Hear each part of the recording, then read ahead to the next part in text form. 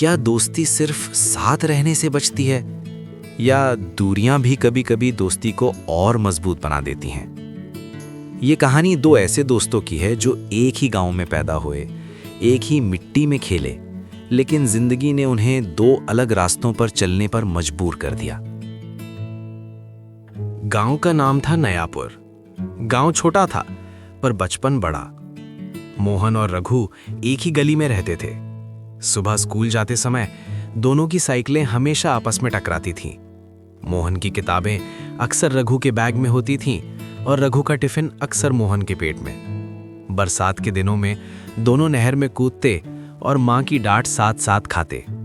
अगर गांव में कोई पूछता कि ये दोनों कौन हैं, तो जवाब आता, अलग अलग नाम है पर एक ही कहानी।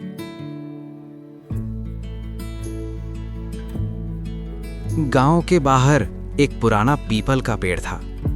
वहीं दोनों हर शाम बैठते, कभी सपने बांटते, कभी चुपचाप डूबते सूरज को देखते।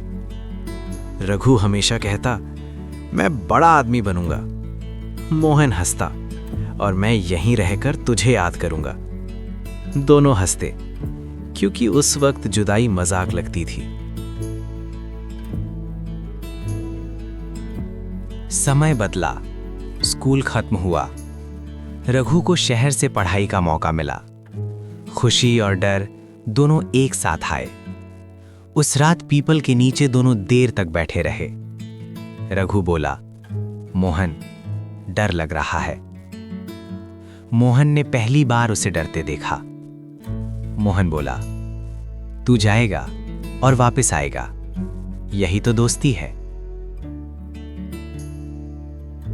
बस स्टैंड पर पूरा गांव खड़ा था। मां रो रही थी, पिता चुप था। लेकिन जब बस का हॉर्न बजा तो मोहन की आंखें भर आईं। रघु ने हाथ बढ़ाया। दोनों कुछ नहीं बोले, बस एक दूसरे को जोर से गले लगाया। बस चली। मोहन देर तक हाथ हिलाता रहा, जब तक बस धूल में खो नहीं गई। उस दिन पीपल का पेड़ भी कुछ ज्यादा ही खामोश था। शहर ने रघु को बदल दिया। काम, थकान, जिम्मेदारियां।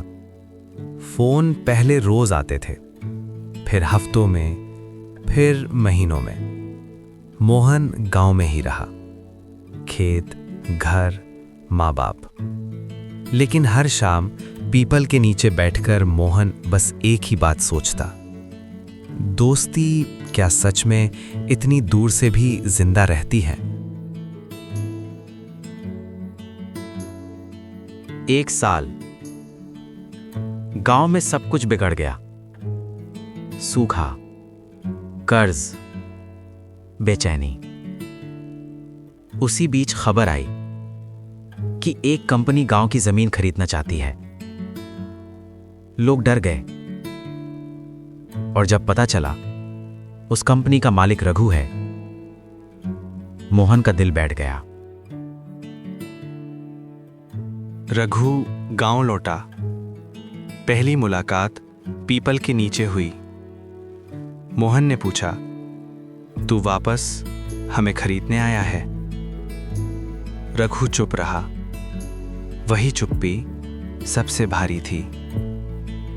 दोस्ती पहली बार सवालों के कटघरे में थी। अगली सुबह रघु मोहन के घर आया। कागज रखे। बोला, मैं चाहता था तो पहले देखे। उसने बताया, कंपनी का मकसद जमीन छीनना नहीं, खेती बचाना है। मैं शहर गया ताकि गांव को शहर न बनना पड़े। मोहन की आंखें फिर भर आईं। इस बार दर्द से नहीं, समझ से। गांव में नया बदलाव आया। काम मिला, उम्मीद मिली। शाम को फिर दोनों पीपल के नीचे बैठे।